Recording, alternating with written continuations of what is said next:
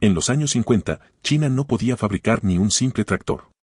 Hoy, construye rascacielos en menos tiempo del que Occidente tarda en aprobar un presupuesto.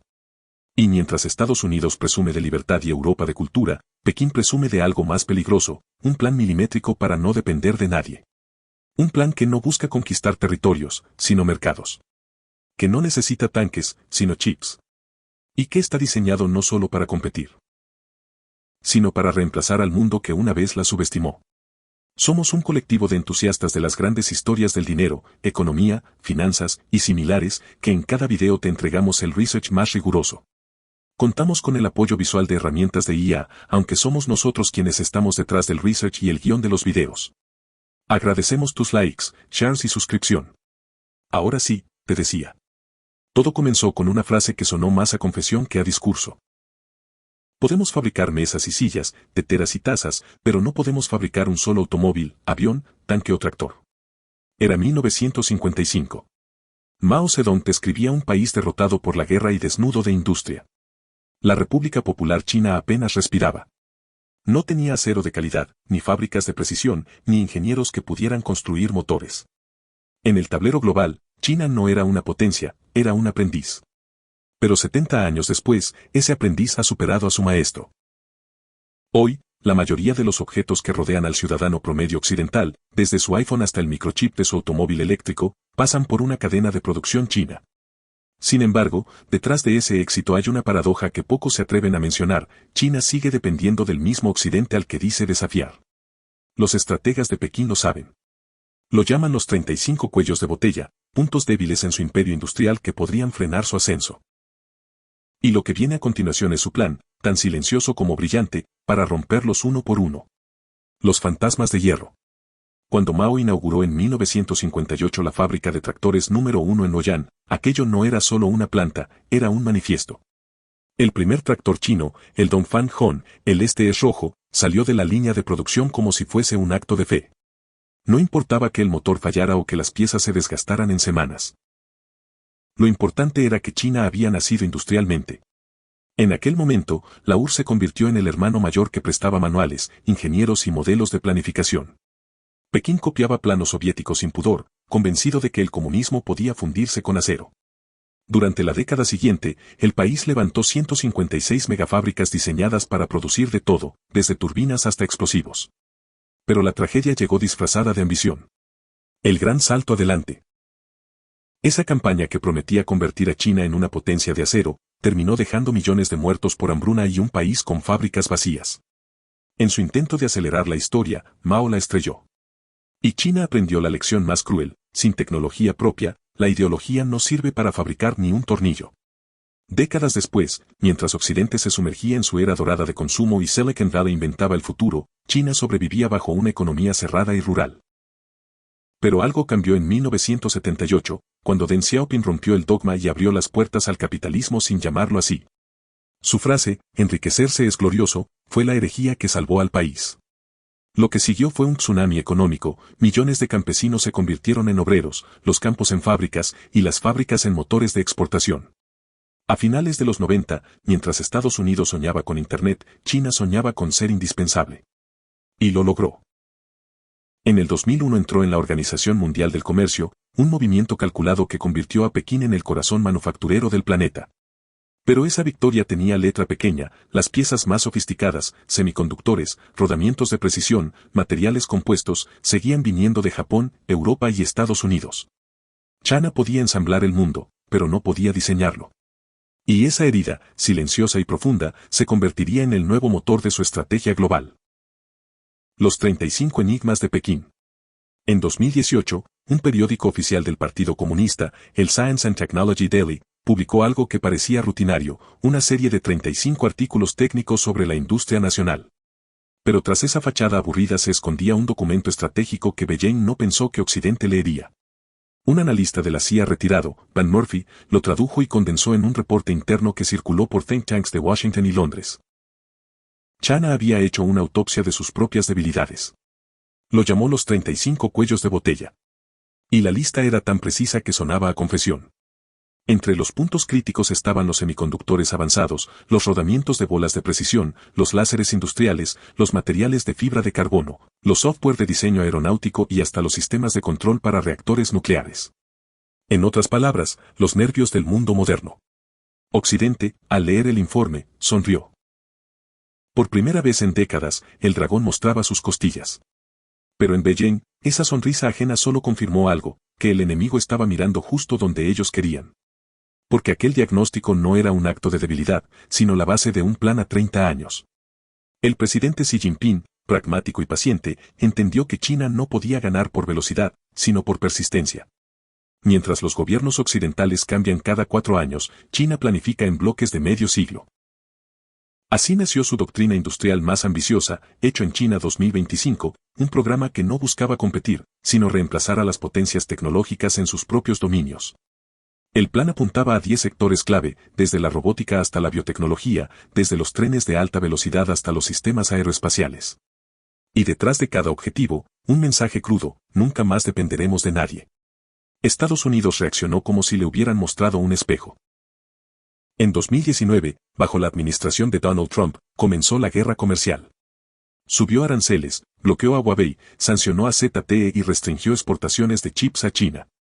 Pero el golpe tuvo un efecto inesperado, aceleró la independencia que buscaba frenar. El propio ONU lo resumió con una frase que se volvió lema en los laboratorios estatales: China nunca volverá a mendigar tecnología. Esa frase se convirtió en un llamado a las armas, tecnológicas, económicas y psicológicas. Desde entonces, cada universidad, cada empresa estatal y cada ingeniero chino vive bajo la consigna de convertir los cuellos de botella en trampolines. Lo que Occidente interpretó como una guerra de sanciones, China lo entendió como una maratón de ingenio. La guerra que no suena a guerra. Nadie lo notó al principio. Mientras Donald Trump lanzaba su cruzada de sanciones y aranceles, el gobierno chino no respondía con discursos encendidos ni con tanques en las fronteras, sino con algo más letal: silencio y planificación. En los pasillos del Ministerio de Industria y Tecnología de la Información, se trazó una hoja de ruta que cambiaría la naturaleza del conflicto global. No habría bombas. Habría chips. No habría invasiones. Habría integraciones. El nuevo frente de batalla era invisible: los laboratorios. En 2020, el presupuesto de China en investigación y desarrollo, I+D, superó los $500.000 millones, el doble que una década antes. Solo ese año, se fundaron más de 1.500 startups de semiconductores impulsadas por subsidios estatales. La instrucción era clara: si Estados Unidos cierra la puerta, China construirá su propia casa. Y lo hizo. Huawei, convertida en símbolo de resistencia, fue castigada con sanciones que buscaban asfixiarla. Pero el efecto fue el opuesto. Privada de proveedores estadounidenses, Huawei creó sus propios chips y en 2023 lanzó un procesador 5G que, según Bloomberg y Nikkei Asia, fue fabricado íntegramente con tecnología doméstica. Occidente lo calificó de milagro imposible. En Pekín lo llamaron consecuencia lógica. Mientras tanto, Xi Jinping reunía a científicos en el gran salón del pueblo. Sus discursos no se centraban en el PIB ni en la bolsa, sino en la autosuficiencia tecnológica. Para él, dominar el futuro no significaba vender más, sino depender menos. Cada fábrica debía ser un laboratorio, y cada laboratorio, una trinchera. En Hangzhou, ingenieros de una pequeña compañía llamada Deep Vision Technology comenzaron a aplicar inteligencia artificial para detectar defectos microscópicos en rodamientos industriales. En Shenzhen, empresas como BYD y CAT lideraban el desarrollo de baterías de litio y separadores de alta densidad, desplazando a proveedores japoneses y coreanos. En cuestión de 5 años, China pasó de importar tecnología a exportarla. En el extranjero, los analistas se dividían entre el escepticismo y la alarma. Algunos, como el economista estadounidense David Goldman, advertían que las sanciones no están frenando a China, sino enseñándole a vivir sin nosotros. El problema es que tenía razón. China había convertido las sanciones en vitaminas. La presión de Occidente dejó de ser un obstáculo y se transformó en el catalizador de una revolución industrial 2.0. No a la manera occidental, donde la innovación nace del individuo, sino al estilo chino: una sinfonía de Estado, control y propósito colectivo. El arte del reemplazo silencioso. El verdadero plan chino no consiste en competir con Occidente, sino en volverlo irrelevante. En vez de derribar al imperio, Beijing aprendió a reemplazarlo pieza por pieza, industria por industria, sin que el imperio se dé cuenta. Es un ajedrez lento, donde cada movimiento parece inofensivo, hasta que el tablero completo cambia de dueño. Primero atacaron las bases, las materias primas. Mientras Europa debatía sobre energía limpia, China compraba medio planeta en silencio. Hoy controla el 80% del procesamiento mundial de tierras raras, minerales esenciales para fabricar chips, turbinas eólicas y armas inteligentes. En África, Asia Central y América Latina, compañías chinas se convirtieron en las dueñas discretas de minas, puertos y redes eléctricas. La independencia energética occidental se volvió una ilusión importada con sello Made in China. Después vino el control de las cadenas de suministro. Durante la pandemia, cuando las fábricas globales colapsaron, las exportaciones chinas mantuvieron en pie a las economías de Europa y Estados Unidos. En 2021, la consultora McKinsey estimó que el 45% de las multinacionales dependían directamente de componentes fabricados en China. En otras palabras, el mismo Occidente que teme al dragón rojo no puede apagar sus máquinas sin él. Beijing aprovechó ese poder logístico para rediseñar su rol en el mundo. Ya no se presenta como el taller del planeta, sino como el laboratorio del futuro. Sus zonas industriales en Shenzhen, Chengdu o Suzhou funcionan como ecosistemas cerrados donde los chips, los robots y los algoritmos conviven bajo la vigilancia del Estado. Cada innovación que sale de ahí pertenece a una visión más amplia, el sueño chino, una versión oriental del progreso, donde el poder no se presume, se acumula. Mientras tanto, Estados Unidos insiste en frenar el avance con sanciones y restricciones. Pero hay un detalle que sus estrategas ignoran: los mismos chips que prohíbe vender a China acaban regresando a su propio mercado, ensamblados en productos de consumo global. Es un círculo perfecto de dependencia que Pekín domina con paciencia oriental. El periodista Noah Barken, del Center for Strategic and International Studies, lo resumió con ironía: Occidente intenta contener a China, comprándole todo. La paradoja es tan absurda como eficaz. Cuanto más intenta Washington aislarla, más fuerte se vuelve la red industrial china. Europa, atrapada entre sus valores y su balanza comercial, observa con resignación cómo sus fábricas dependen de tecnología, materiales y capitales provenientes del país que ahora marca las reglas del juego. Beijing no está ganando por fuerza. Está ganando por inevitabilidad. El poder que no se vota. El poder de China ya no se mide en misiles, sino en dependencias. Cada país que usa sus paneles solares, sus baterías o su sistema 5G, entrega una parte invisible de su soberanía. Y lo más irónico es que lo hace voluntariamente. En 2023, Huawei instaló redes de telecomunicaciones en más de 170 países, incluyendo aliados tradicionales de Washington. Mientras tanto, BYD desplazó a Tesla como el mayor fabricante de autos eléctricos del planeta, y CAT provee baterías al 35% de los vehículos eléctricos vendidos globalmente. Pekín no exporta ideología. Exporta infraestructura. Cada puerto, carretera o red 5G construida bajo la iniciativa de la Franja y la Ruta se convierte en una extensión del poder chino. Lo que para los países receptores es desarrollo, para Pekín es una red logística de alcance planetario. Desde Pakistán hasta el Mediterráneo, pasando por Sudamérica, los préstamos chinos llegan con cláusulas invisibles, control de deuda, acceso a datos y dependencia tecnológica. Un imperio sin colonias, pero con contratos. Europa comenzó a notarlo tarde. Cuando Alemania intentó limitar la participación de Huawei en su red 5G, descubrió que casi el 60% de su infraestructura ya dependía de proveedores chinos. En Italia, las inversiones chinas en puertos estratégicos levantaron sospechas de Bruselas. Y en África, más de 50 países firmaron acuerdos de cooperación tecnológica con Pekín, entregando no solo obras, sino también información.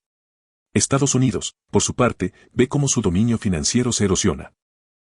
En 2024, el comercio bilateral entre China y el sudeste asiático superó por primera vez al comercio entre Estados Unidos y toda América Latina. Y mientras Washington imprime sanciones, Pekín imprime alianzas. El nuevo yuan digital, controlado por el Banco Popular de China, ya opera en pruebas transfronterizas con Rusia y Emiratos Árabes. No busca reemplazar al dólar mañana, pero sí sembrar la idea de que el mundo ya no necesita uno solo. El analista Kishore Mahbubani, ex embajador de Singapur ante la ONU, lo definió sin dramatismo: Occidente juega al ajedrez, China juega al Go. El objetivo no es eliminar piezas, sino ocupar espacio. Y en este tablero, Estados Unidos y Europa siguen jugando a defender sus reinas, mientras China ya controla el terreno. El poder que no se vota, no se derroca. Solo se asume cuando es demasiado tarde. El ejército invisible. China ya no invierte en armas, invierte en algoritmos. Mientras Occidente mide su fuerza por el tamaño de sus portaaviones, Pekín la mide por la cantidad de datos que procesa. Cada cámara en una calle, cada sensor en una fábrica, cada aplicación instalada en un teléfono chino alimenta al nuevo ejército, el de la inteligencia artificial estatal. En 2024, el gobierno destinó más de $70.000 millones a investigación en IA aplicada a defensa, energía, biotecnología y gobernanza social. Ese mismo año, el think tank estadounidense XET advirtió que China ya produce más graduados en ciencias de datos que Estados Unidos y Europa combinados. Y no solo los produce, los retiene, los financia y los convierte en piezas de un ecosistema controlado desde Pekín. El objetivo es tan simple como inquietante: crear una red de inteligencia económica capaz de predecir mercados, optimizar producción y anticipar crisis. Los chips, la robótica y la biotecnología son los nuevos fusiles. Los laboratorios, los nuevos campos de batalla. El ejército popular ya no necesita soldados, necesita servidores. Mientras tanto, empresas como Baidu, Alibaba y Tencent desarrollan modelos de IA que no solo compiten con los de Silicon Valley, sino que los superan en eficiencia industrial. En 2025, el South China Morning Post reveló que el modelo DeepSeek, creado en Shanghái, fue entrenado con una base de datos que duplica la capacidad de GPT-4 y opera en sectores como energía, manufactura y defensa logística. Occidente aún se ríe de la burocracia china, sin notar que esa misma burocracia está automatizándose. En provincias como Zhejiang y Guangdong, los gobiernos locales usan IA para gestionar permisos, asignar recursos y hasta diseñar políticas públicas en tiempo real. No hay debates, ni oposición, ni elecciones, solo resultados. Un sistema que no necesita convencer, solo funcionar. La ironía es que Estados Unidos, en su intento por frenar el avance de China, terminó empujándola hacia su mayor ventaja, la centralización. Mientras Washington discute sobre regulación, China ejecuta. Mientras Europa debate ética, China escala. La velocidad es poder, y Pekín lo sabe. En palabras del académico Graham Allison, autor de Destined for War. Si la IA es la nueva bomba atómica, China ya tiene su Manhattan Project. Y lo más inquietante es que no hay forma de desactivar algo que no explota, sino que aprende. El frente cultural. En el siglo XXI, las guerras ya no se ganan con balas, sino con narrativas. China lo entendió antes que nadie. Mientras Occidente exportaba entretenimiento, Pekín exportaba prestigio. A través del Instituto Confucio, presente hoy en más de 160 países, el gobierno chino sembró su versión del mundo. Disciplinada, ancestral y eficiente. En las universidades, miles de estudiantes aprenden mandarín junto con una lección implícita, que el futuro habla chino. Las plataformas occidentales censuran, discuten o polarizan. Las chinas, en cambio, educan, entretienen y recopilan. TikTok, propiedad de la empresa china ByteDance, se convirtió en la mayor herramienta de influencia cultural global desde Hollywood. Su algoritmo no solo decide que bailes se hacen virales, sino también que ideologías se normalizan. No hay tanques en esa invasión, hay scrolls infinitos. El cine y la televisión siguieron la misma ruta. Mientras Netflix busca suscriptores, Tencent Pictures y Alibaba Studios producen historias que glorifican el esfuerzo colectivo y la autosuficiencia nacional. Películas como La batalla del lago Changjin recaudan más que cualquier superhéroe occidental, reescribiendo la historia bélica desde el punto de vista del honor chino. En esas pantallas, la victoria ya no es un ideal americano, es una inevitabilidad asiática. Incluso en la diplomacia, el relato cambió. En lugar de embajadores, China envía narradores, periodistas, influencers y estrategas digitales que amplifican su mensaje desde África hasta América Latina. La ruta de la seda cultural se despliega en series, foros y convenios educativos. En el nuevo orden global, quien controla las palabras, controla las percepciones. Y China ya domina el vocabulario. Europa y Estados Unidos, los gigantes cansados. Mientras China acelera, Occidente bosteza. Europa, atrapada entre regulaciones ambientales y burocracias eternas, ha convertido la innovación en un trámite. Cada proyecto requiere comités, permisos, consensos. Y mientras se discute, China ejecuta.